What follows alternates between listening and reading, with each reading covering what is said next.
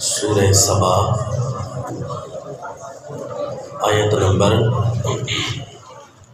18۔ اعوذ باللہ من الشیطان الرجیم، بسم اللہ الرحمن الرحیم۔ وجعلنا بينهم وبين القرى التي باركنا فيها قرى ظاهرة وقدرنا فيها السير، سيروا فيها ليالي وأياما آمنين، فقالوا ربنا باعد بين أسفارنا وظلموا أنفسهم فجعلناهم أحاديث ومزقناهم كل ممزق، وصلی اللہ علی النبی الکریم۔ سورہ السبا آیت نمبر 18۔ آج کے سبق میں سلسلہ قصص القرآن میں ملک سبا والوں کے واقعے کا دوسرا حصہ بیان کرنا ہے انشاءاللہ، جنہیں اللہ نے بڑی فراوانیاں عطا کی تھیں، اور فراوانیوں کے بعد اللہ نے جب ان سے اپنی نعمتیں واپس لے لیں کیونکہ انہوں نے اللہ کی نعمتوں کو ٹھکرا دیا، تو اس کا تذکرہ ان آیات میں آئے گا۔ اس سے پہلے ان آیات کے تناظر میں ایک بات گوش گزار کروں گا۔ اپنی زندگی کے ناقص تجربہ میں جو مجھ سے سینئر ہیں، عمر میں بڑے ہیں، شاید انہیں بھی یہ منظر دیکھنے کو ملا ہو، مجھے تو یہ منظر کئی دفعہ دیکھنے کو ملا، اس لیے اس بات کو اپنے اندر رکھ نہیں سکتا، اپنے دوستوں کے ساتھ شیئر کرنا چاہتا ہوں۔ اس واقعے کو بھی آپ دیکھیں گے کہ اللہ تعالیٰ نے انہیں کتنی فراوانیاں عطا کیں، اور پھر وہ اتنی بڑی عزتوں سے ذلتوں میں آ گئے، اتنی زیادہ نعمتوں کے بعد نعمتیں چھن گئی۔ میں اپنی عمر کے جتنے دوستوں کو، ساتھیوں کو، یا علاقہ والوں کو، یا ان کو جن کے ساتھ ہمارا وقت گزرا ہے، کسی مشکل میں دیکھوں یا نعمتوں کے چھن جانے کو دیکھوں تو میں یہ سوچنے لگ جاتا ہوں کہ اسے فراوانیوں والی زندگی مل چکی ہے یا اسے ملنی ہے، کیونکہ اللہ تعالیٰ رحمتیں تو ہر ایک پر کرتا ضرور ہے۔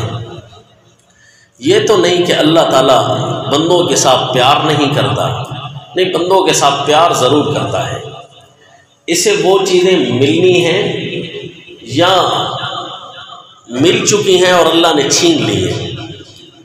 ان اسباب پر غور کرنا، یہ اللہ تعالیٰ نے ہمیں کتاب اللہ میں حکم دیا ہے کہ اس اسباب پر غور کیا کرو کہ نعمت جب چھن جاتی ہے تو جہاں جہاں بھی نظر دوڑائی ہے تو اپنے عبرت کے لیے، اپنی عبرت حاصل کرنے کے لیے، تاکہ کبھی میں گناہوں میں نہ ملوث ہو جاؤں، میں نے وہ مناظر پھر دیکھے ان لوگوں کے جن کو اللہ تعالیٰ نے جن سے نعمت چھین لی تھی، تو ان کو اللہ نے کچھ فراوانی کی زندگی بڑی عطا کی تھی، عجیب رنگ کی فراوانی انہیں عطا ہوئی تھی۔ جب نعمت کی ناقدری ہوئی تو اللہ تعالیٰ نے ان سے انہی کی زندگی میں نعمتیں واپس کر لی۔ ایک ہے امتحانات کا آ جانا اور ایک ہے نعمت کا چھن جانا۔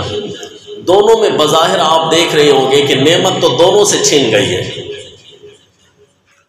لیکن ایک ہے نعمت کا چھن جانا بطور عذاب کے، اور ایک ہے نعمت کے اندر رکاوٹ آ جانا بطور امتحان کے۔ اس کی نشانی آپ کو پتہ چل جائے گی۔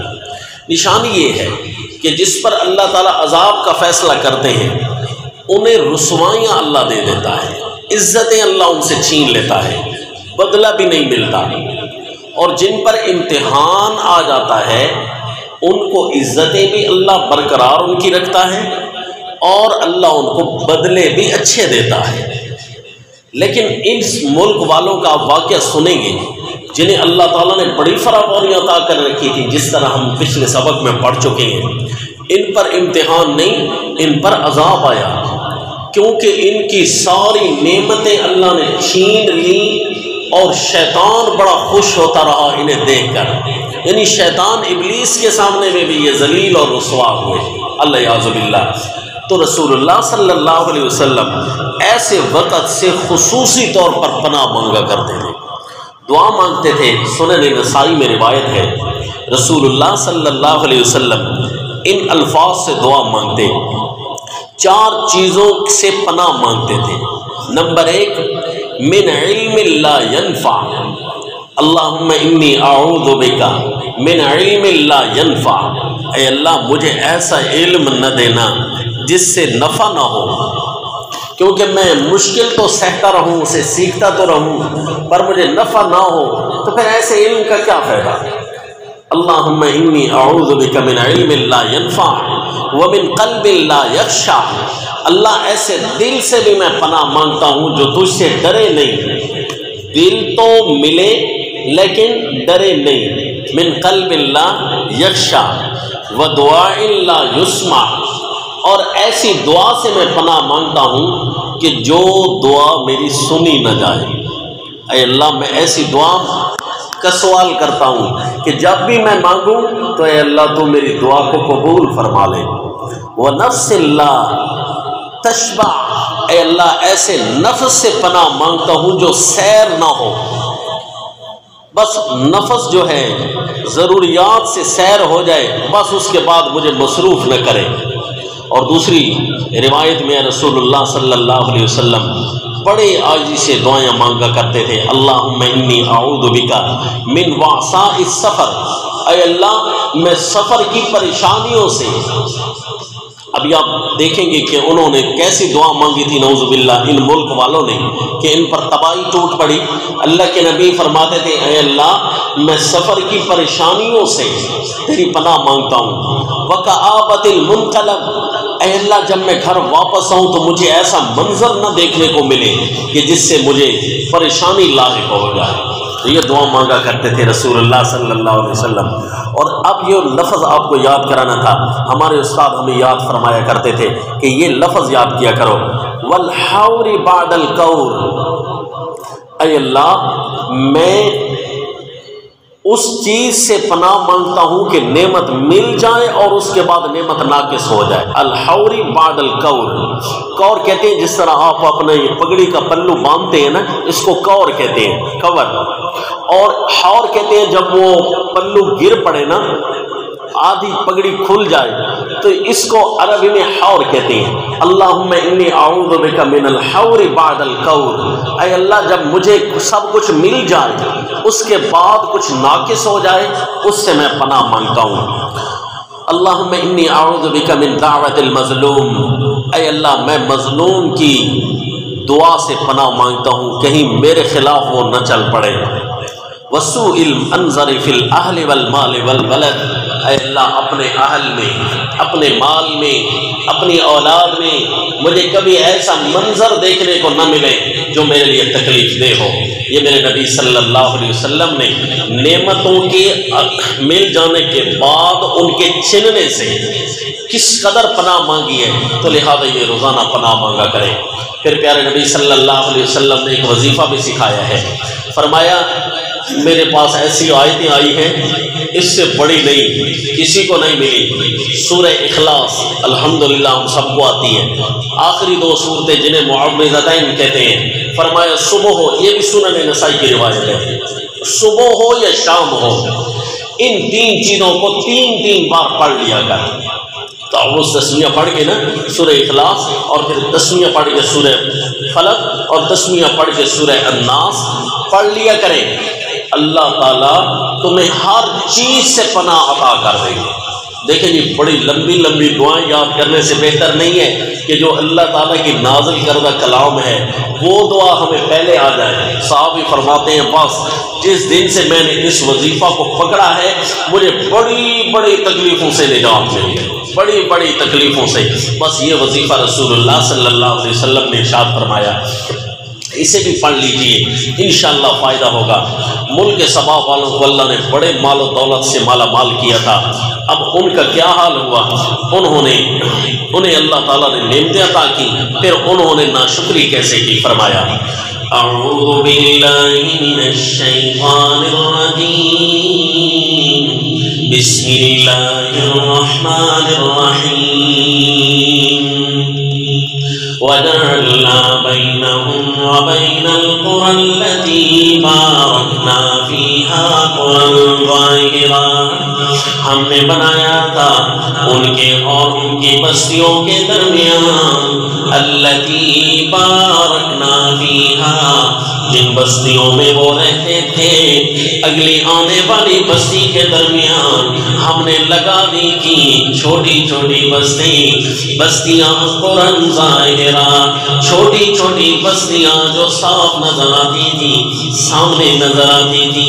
راستے میں ہم جا رہے ہوتے ہیں نا، کبھی رات کا سفر آ جاتا ہے تو آس پاس آبادیاں نہ ہونا دل تنگ ہونے لگ جاتا ہے، منظر ہولناک شروع ہو جاتا ہے، اندھیرا ہو، چاند کی چاندنی بھی نہ ہو، پہاڑی ایریا میں، اور اللہ نہ کرے آپ کی گاڑی خراب ہو جائے اور آپ وہاں پھنس جائیں تو بڑے عجیب عجیب خیالات آتے ہیں کہ آج میری زندگی کا کیا بنے گا۔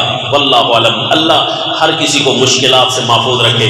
لیکن جب کسی بستی سے گزرنے لگتے ہیں نا، شہروں، آبادیوں، بازاروں، اس جگہ سے گزرنے لگتے ہیں، بڑا دل کھلا ہوتا ہے نا جی ہمیں کچھ نہیں ہونے والا ہے، کیوں جی وہ ہولناکی ختم ہو جاتی ہے۔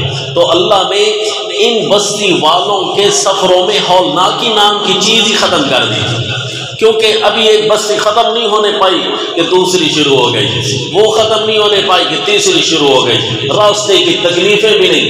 اور اگر بالفرض یہ بستیاں چھوٹی چھوٹی نہ بھی ہوتی تو آپ پڑھ چکے ہیں کہ ان بستی والوں کو اللہ نے اتنا امیر کبیر اور مال و دولت والا بنایا تھا، چوری ڈاکوں کا ویسے ہی خطرہ نہیں تھا، تو لہذا اتنی آسائشوں میں رہنے والی بستی۔ فرمایا وَجَعَلْنَا بَيْنَهُمْ وَبَيْنَ الْقُرَى الَّتِي بَارَكْنَا فِيهَا قُرًى ظَاهِرًا وَقَدَّرْنَا فِيهَا السَّيْرَ، اب ہم نے چلنے کے راستے متعین کر دیے تھے، ہم نے ان کے لیے ایک جگہ سفر ختم ہوتا دوسری کہاں بستی شروع ہونی ہے، یہ ہم نے اپنے اندازے سے بستیوں کی آباد کاری کی تھی۔ وَقَدَّرْنَا فِيهَا السَّيْرَ، اور انہیں کہا تھا سیروا فِيهَا لَيَالِیَ وَأَیَّامًا آمِنِینَ، راتوں کو چلو، صبح کو چلو، ہر حال میں ہر وقت میں امن ہی امن تمہارے پاس ہوگا، کبھی بھی تمہیں تکلیفیں نہیں آنے پائیں گی۔ سیروا فیہا لیالی وایاما آمنین۔ غلام اللہ کی طرح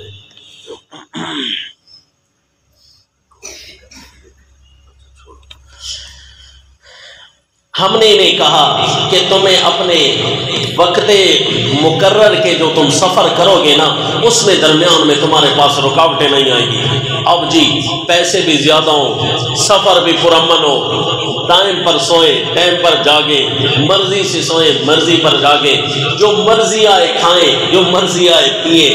ہاں جی، اور کیا چاہیے ہمیں؟ اور کچھ چاہیے؟ بس زیادہ سے زیادہ اگر کوئی وقت بچا ہوا ہے تو اللہ کی عبادت میں اور اللہ کی غلامیوں میں گزار دو۔ اللہ کسی کا محتاج ہی نہیں کرے گا۔ کیا ہی عمدہ چیز ہے، اللہ آپ کو مکہ مکرمہ لے جائے ہے جی، وہاں آپ کو کھانے پینے کی چیزیں بھی ان کی بھی ضرورت نہ ہو، وہاں آپ کھائیں پیئیں مزے سے، اور جیسے ہی اذان آئے تو آپ مسجد حرام میں تشریف لے جائیں، مسجد نبوی میں چلے جائیں، وہاں نماز پڑھیں، ایک ایک نماز کے لاکھوں کے اجر ملے۔ ہاں جی، تو پھر اس سے عمدہ آپ کو کون سی زندگی چاہیے جی؟ انہوں نے کہا اللہ مزہ ہی نہیں آتا، نعوذ باللہ۔ انہوں نے کیا کہا؟ سفر جب کرتے ہیں، کوئی اسلحہ لگا ہوا ہو، کوئی نوکر چاکر ہو، کوئی ہمارے آس پاس کوئی گارڈ پھر رہی ہو، چل رہی ہو، پتہ ہو ہٹو بچوں کی صدائیں ہو، ڈاکو حملہ کرنے لگے، ہم جوابی ان پر حملہ کریں، مزہ تو آئے نا، شور شرابہ کوئی نظام تو بنا ہوا ہو نا، نعوذ باللہ۔ اللہ فرماتے ہیں اپنے خلاف بد دعائیں کرنے لگے۔ فقالوا ربنا باعد بین اسفارنا وظلموا انفسهم، اے ہمارے رب ہمارے سفروں کے درمیان دوریاں ڈال دے، اللہ یعوذ باللہ، دوریاں ڈال دے ہمارے سفروں کے درمیان، وظلموا انفسهم، اپنے اوپر ظلم کرنے لگ گئے، فجعلناهم احادیث، ہماری زمین پر ایک ایسا ملک بھی ہے جہاں ایک بادشاہ ہے، اس کے پاس اتنے زیادہ پیسے اور دولت ہو چکی ہے کہ وہ کہتا ہے کہ لگانے کی کوئی جگہ ہی نہیں ہے، میں کہاں لگاؤں؟ اس نے کہا پھر ایسا کرو، میری جو گاڑی بناؤ نا یہ سونے کی ہونی چاہیے۔ لو جی، اس کے جو اندر مشینری کے پرزے لوہے کے لگے ہوتے ہیں، پیچ لوہے کے لگے ہوتے ہیں، ان کو سونے کے بنا دیں، سورے ٹیر اور نظام، کچھ لگانے کی جگہ ہی نہیں ہے۔ اس نے کہا سونے کی ہونی چاہیے، اور میں جب فلاں جگہ جاؤں تو اس گاڑی پر جاؤں گا، اگر میں فلاں روٹ اختیار کروں تو فلاں قسم کی گاڑی ہو میرے پاس، وہ بھی نئی ترتیب دی جائے، اور آگے پیچھے جو گاڑیاں لگے وہ بھی اسی ترتیب سے ہونی چاہیے، اور پھر میری ایک کشتی ہونی چاہیے، اس میں اتنی بڑی کشتی ہو، نوکر چاکر خاندانوں سمیت میرے ساتھ سوار ہو سکے، اور پانیوں میں رہوں تو نہ پتہ چلے کہ میں زمین پر ہوں یا پانیوں میں ہوں، لگانے کی جگہ نہیں ہے۔ اللہ یعوذ باللہ، اگر تیرے پاس پیسہ آ گیا ہے تو یہاں سے جنت بھی خرید سکتا ہے۔ کتنے لوگ ہیں جن کے گھروں کو تو پرسکون کر دے، ساری رات ان کی جب بھی آنکھ کھلے گی تیرے لیے دعائیں ہی دعائیں نکلتی رہیں گی، کتنی پیاری زندگی ہوگی، تیری وجہ سے ہزاروں زندگیاں پرسکون ہو جائیں۔ تو جب ان کو اللہ نے مال دیا، ضائع کرنے پر اتر آئے، انہوں نے کہا جی ہم سستا پیٹرول نہیں ڈلوائیں گے، جو مہنگا ہوگا نا وہی ڈلوائیں گے، کوئی خاص چیز اس میں چلی ہو، آئس کریم کھانی ہو اپنے ملک کی نہیں، جہاز کو منگوایا فلاں ملک سے میرے لیے آئس کریم لے کر آؤ، آتی ہوئے پگھلے بھی نہیں، اتنی تیز ہونی چاہیے۔ لا حول ولا قوت الا باللہ۔ جب اللہ عطا کرتا ہے تو اس کو ضائع کرنا شروع کر دیا۔ تو یہی ہے نا جی، زبان حال سے بد دعا کرنا یا زبان کال سے بد دعا کرنا۔ اب انہوں نے زبان حال سے بد دعا کی تھی اپنے خلاف، یا زبان کال سے بد دعا کی تھی؟ الفاظ یہی کہے تھے، بظاہر تو یہی لگ رہا ہے، اور یا زبان حال، جس طرح میں نے ابھی آپ کو بتایا کہ پیسے ضائع کرنا، یہ زبان حال سے اپنے لیے بد دعا ہے۔ تو لہذا اللہ تعالیٰ نے، شیخ رئیس المفسرین حضرت مولانا حسین علی الوانی رحمہ اللہ فرماتے ہیں دونوں طرف توجیہ لگ رہی ہے، ہو سکتا ہے زبان حال سے بد دعا کی ہو سکتا ہے زبان کال سے بد دعا کی ہو۔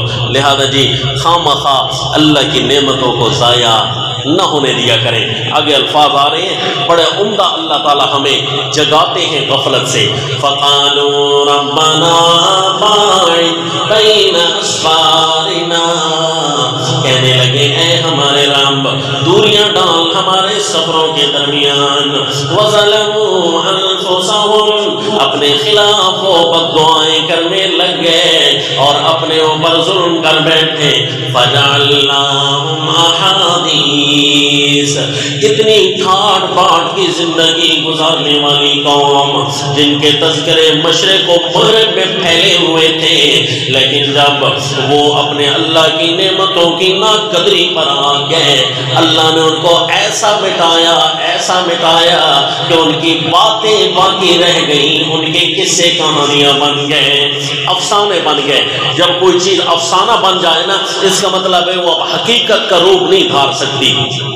جس طرح ہمارے یہاں مشہور ہے کہ ایک عنقا پرندہ ہوتا تھا، پرندہ، یا جس طرح مشہور ہے کہ ڈائناسور ایک جانور ہوتا تھا، ہاں بھائی کتنے ہزار سال پہلے ہے، جو اتنے ہزار سال، ایک خیالی جانور ہے، واللہ عالم ہے بھی صحیح کہ نہیں۔ عنقا پرندہ عربی کتابوں میں ملتا ہے، اتنا بڑا پرندہ ہے نا جی کہ وہ ایک انڈا اس کا اتنا ہوتا تھا جتنا ہمارا اتنا بڑا کمرہ ہے، وہ اتنا بڑا انڈا لگاتا تھا۔ ہاں جی، کشتیاں چل رہی ہوتی تھی نا، کئی لمبی لمبی کشتیوں کو اپنی چونچ میں اٹھا لیتا تھا، اور جی بڑے بڑے سمندروں پر وہ جو ہے چل سکتا تھا۔ یہ مشہور ہے یہ عنقا پرندہ۔ بھائی یہ پھر عرب میں مثال آ گئی کہ فلاں چیز تو عنقا ہو گئی۔ عنقا ہونے کا معنی کہ وہ تو حقیقت کا روپ دھار ہی نہیں سکتی، وہ تو افسانہ بن گئی۔ جب چیزیں افسانہ بن جائیں نا پھر اس کا مطلب یہ ہے کہ ان کے نشان بھی ختم ہو چکے ہیں۔ تو اللہ نے فرمایا ہم نے ان کو افسانہ بنا دیا تھا۔ فَجَعَلْنَاهُمْ أَحَادِيثًا، ہم نے بنا دیا تھا ان کو افسانے، وَمَزَّقْنَاهُمْ كُلَّ مُمَزَّقٍ، اور ہم نے ان کو ٹکڑوں میں بدل دیا تھا۔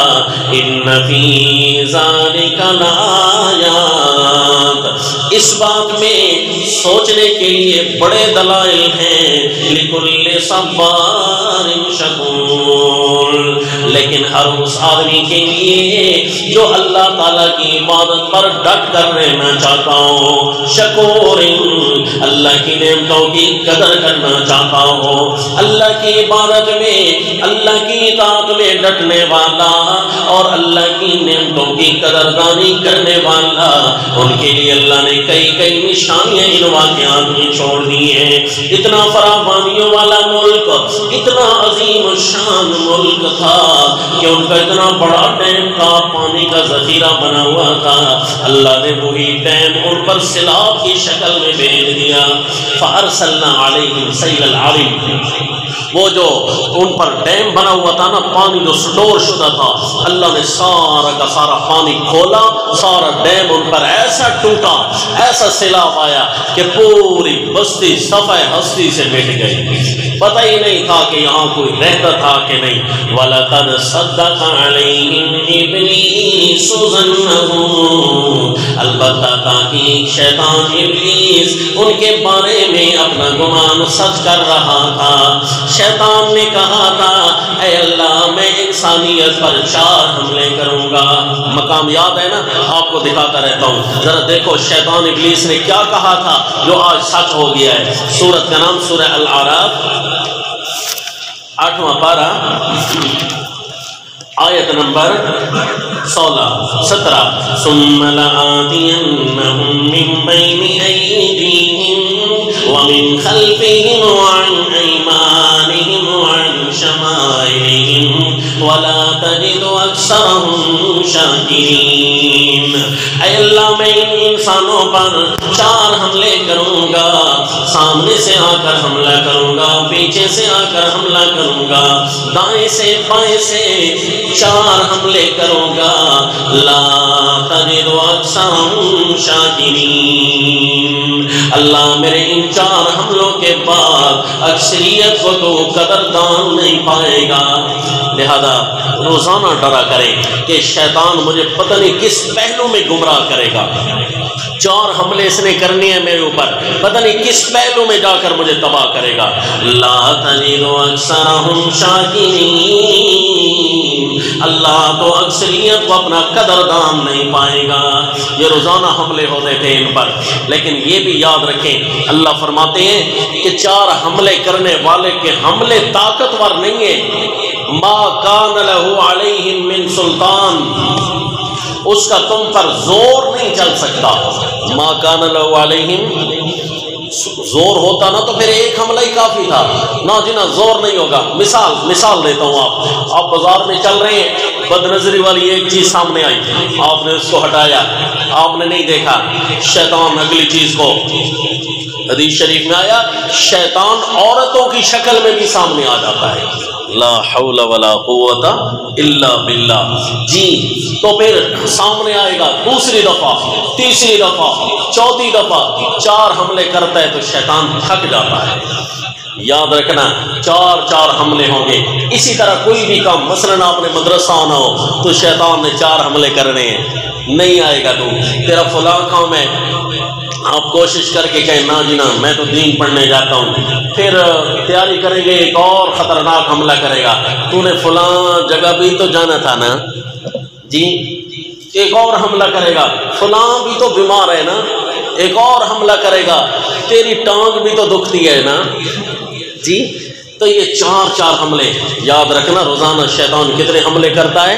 4۔ اور اگر اذان مل جاتی ہے، آپ نماز کے لیے مسجد آنے لگتے ہیں، یاد رکھنا اگر آپ سے شیطان تنگ آ چکا ہے نا تو پھر تو وہ حملے نہیں کرے گا آپ پر، لیکن اگر اس کو امیدیں ہیں نا کہ بندہ میرے بائیں ہاتھ کا کھیل ہے، اس کو ابھی میں مسجد سے روکتا ہوں، دیکھو جی 4 حملے کرے گا، کبھی ایک بہانہ تو کبھی دوسرا، کبھی آپ کے بچے کو رلانے کی کوشش کرے گا، کہو گا او ابو جا رہے اس کو پکڑ لے، ہاں جی، تو یہ مسجد میں نہیں آنے دے گا، 4 حملے کرے گا۔ کوئی بھی نیک کام، مثلاً آپ نے کسی سے صلح کرنی ہے، صلح کے لیے نکلنے لگیں گے، شیطان ایک بات یاد دلائے گا، دیکھا نا تجھے فلاں دن یہ بات کہی تھی، آپ کہیں گے چلو خیر ہے چھوڑو میں بھی تو اسی طرح، پھر دوبارہ وہ یاد دلائے گا فلاں جملہ اس کا سنا تھا، تو بندہ بھول جاتا ہے، پھر اب بندہ کہے چھوڑو میں استغفار کرتا ہوں، پھر حملہ کرے گا، اس نے فلاں کو بھی تیرے بارے میں اتنی بات بتائی تھی، تیری اتنی بےعزتی کی ہے، پوچھو خیال کر جی۔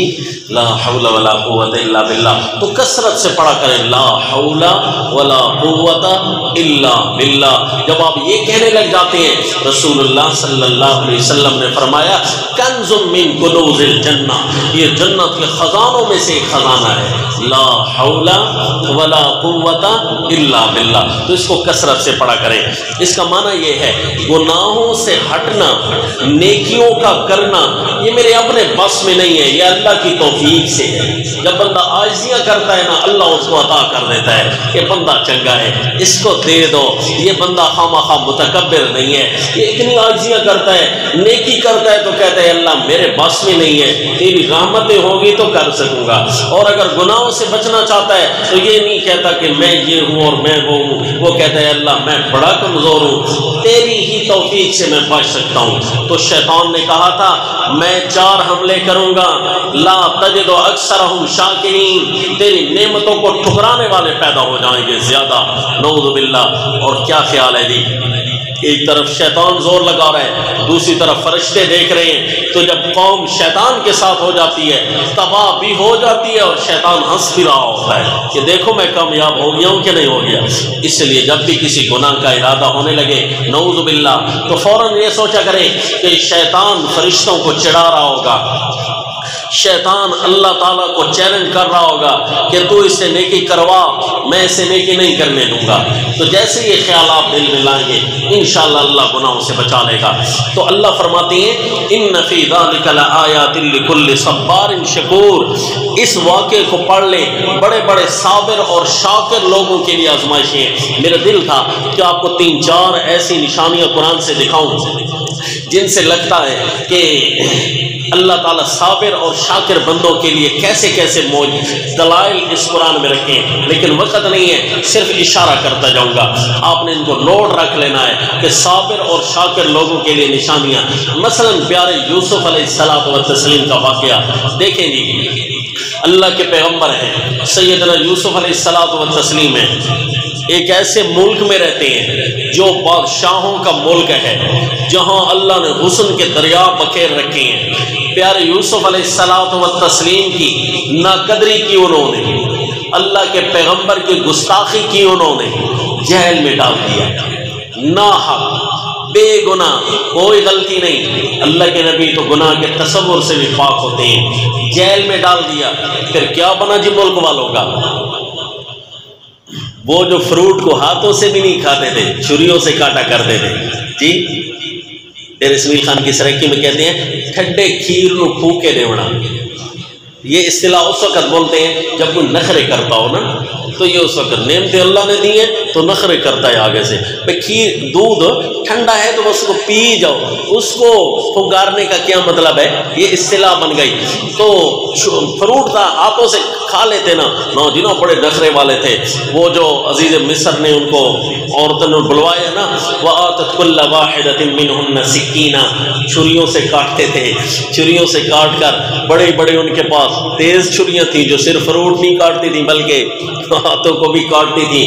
بڑے نخرے والی چیز زندگی تھی ان کی، بڑے شراب کباب چلا کرتے تھے ان کے یہاں، لیکن پیغمبر کی گستاخی کی، پھر اللہ تعالیٰ نے اسی ملک میں کیا بھیجا جی؟ قحط بھیج دیا، 7 سال لگاتار قحط آیا۔ لیکن انہی قحط کے دنوں میں حضرت یوسف علیہ السلام کی زندگی فراوانیوں والی زندگی تھی۔ اللہ نے انہیں انہی دنوں بادشاہ بنایا تھا، انہی دنوں مال و دولت تقسیم کرنے والا بنایا تھا۔ ان فی ذالک لآیات لکل صبار شکور، اے نعمتوں کے قدردان لوگوں، اے اللہ کی اطاعت میں آنے والوں، تم بڑی اعلیٰ زندگی گزار سکو گے، بڑی عمدہ زندگی گزار سکو گے، تکلیفیں نہیں آنے دوں گا، پریشانیاں نہیں آنے دوں گا۔ صرف اتنا خیال کیا کرو، ایک دفعہ پیچھے پلٹ کر دیکھا کرو، جب کوئی تکلیف آ جائے پلٹ کر پیچھے دیکھا کرو کہ مجھ سے کچھ ہو تو نہیں گیا، کوئی ایسا تو نہیں ہے جس کا میں نے دل تڑپایا ہو، کوئی ایسا تو نہیں ہے جس نے میرے خلاف اللہ کے سامنے شکایت کر دی ہو۔ ایک دفعہ پیچھے ضرور پلٹ کر دیکھا کرو۔ ان فی ذالک لآیات لکل صبار شکور، جب اللہ پکڑنے پہ آتا ہے اس کی کوئی نہ کوئی وجہ ہوتی ہے، ورنہ متقیوں کے لیے، نیک لوگوں کے لیے، مطیع لوگوں کے لیے تو میں اللہ نے فراوانیوں کے وعدے کیے ہیں۔ میں آپ دوستوں کو 4 حوالے یاد کراتا رہتا ہوں کہ اللہ نے 5 انعاموں کا وعدہ کیا تھا۔ من یتق اللہ یجعل لہ مخرجا ویرزقہ من حیث لا یحتسب، میں اللہ متقی لوگوں کے لیے کہیں پھنسے کھڑے ہوں گے نا، تقویٰ اختیار کر لیں، اعلیٰ درجے کا نکلنے کی راہیں بنا دوں گا۔ من یتق اللہ، اگر کچھ دیر لگ بھی گئی تو میں اللہ اس کا بدلہ بھی بڑا عطا کروں گا۔ حضرت یوسف علیہ السلام جیل میں پھنسے نا، جیل میں گئے، اللہ نے نبوت سے سرفراز کر دیا، جیل میں گئے بیان توحید قیامت تک نشر کروا دی، جیل میں گئے اللہ نے باہر نکلنے پر بادشاہت نصیب فرما دی۔ پھنس جاؤ گے تو مخرج عجیب نکالوں گا، وَيَرْزُقُهُ مِنْ حَيْثُ لَا يَحْتَسِبُ، اور متقی بن جاؤ گے، رزق ایسا دوں گا کہ تمہارے وہم و گمان میں بھی نہیں ہوگا۔ مَن يَتَّقِ اللَّهَ يَجْعَل لَّهُ مِنْ أَمْرِهِ يُسْرًا، جو تقوی والی زندگی اختیار کرے گا، جو اللہ تعالیٰ کی قدر کرے گا، نافرمان نہیں بنے گا، میں اس کے سامنے مشکلیں آنے نہیں دوں گا۔ مَن يَتَّقِ اللَّهَ يَجْعَل لَّهُ مِنْ أَمْرِهِ يُسْرًا، اس کے لیے آسانیاں بنا دوں گا۔ وَمَن يَتَّقِ اللَّهَ يُكَفِّرْ عَنْهُ سَيِّئَاتِهِ، جو تقوی والی زندگی اختیار کرے گا میں اللہ اس کے گناہوں کو ختم کر دوں گا۔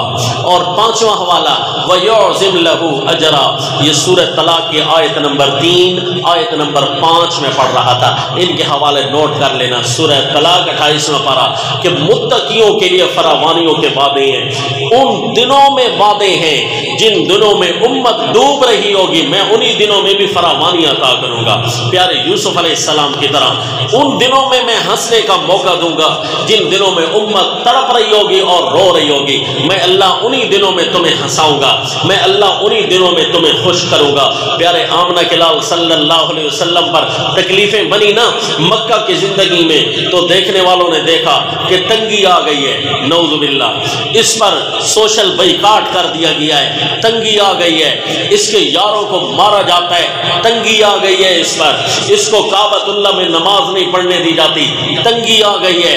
جیسے ہی لوگوں نے یہ تانے دیے نا کہ محمد صلی اللہ علیہ وسلم اس کو اس کا خدا چھوڑ گیا، آئے نا اس کا خدا، تو اللہ فرماتے ہیں ہم نے اس کو معراج پر بلا لیا۔ سبحان الذی اسری بعبدہ لیلا من المسجد الحرام الی المسجد الاقصی۔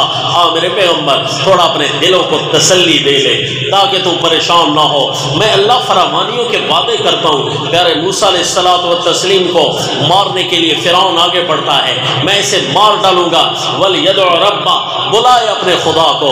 پیارے موسیٰ علیہ السلام کو پتہ چلا کہ فرعون نے چیلنج کر دیا ہے، تو پیارے موسیٰ علیہ السلام نے فرمایا انی اعوذ بربی وربکم من کل متکبر لا یؤمن بیوم الحساب۔ ہر متکبر، ہر کافر سے میں اپنے اللہ کی پناہ مانگتا ہوں۔ اے اللہ میں تیری پناہ میں آنا چاہتا ہوں۔ دعا کرنے کی دیر تھی، ابھی فرعون کی اسمبلی جاری تھی، وہیں پر پیارے موسیٰ علیہ السلام پر ایمان لانے والا اسمبلیوں کا ممبر کھڑا ہو جاتا ہے۔ قال رجل مؤمن من آل فرعون یکتم ایمانا۔ یہ اللہ نے وعدے کیے، انبیاء کی سیرت کا مطالعہ کریں، کہیں مشکل آنے پائے اللہ تعالیٰ نے ان کے لیے راہیں کھولی، اور ایسی کھولی پچھلے بدلے بھی پورے کرا دیے، کیونکہ اللہ کا وعدہ ہے فراوانیوں والی خوش عیش اور پرسکون زندگی عطا کروں گا۔ بس جی وہ وظیفہ بھی سورہ اخلاص اور معوذتین والا یاد رکھیں، اس وظیفے کو دیکھتے ہوئے اس واقعے کو بھی اپنی نظروں کے سامنے رکھیں کہ تکلیفیں تب آیا کرتی ہیں جب اللہ تعالیٰ کے احکام کی ناقدری کی جاتی ہے، اللہ کی نعمتوں کو چھوڑا جاتا ہے، اطاعت میں کمی کی جاتی ہے، یا نعمتوں کی ناقدری کی جاتی ہے۔ ان فی ذلک لآیات لکل صبار شکور۔ اور اگر اللہ کی اطاعت میں پورا ہو، نعمتوں کی قدردانی کرتا رہے، تو پھر اللہ تعالیٰ کے وعدے ہیں فراوانیاں ہی فراوانیاں عطا کروں گا۔ وما علینا الا البلاغ۔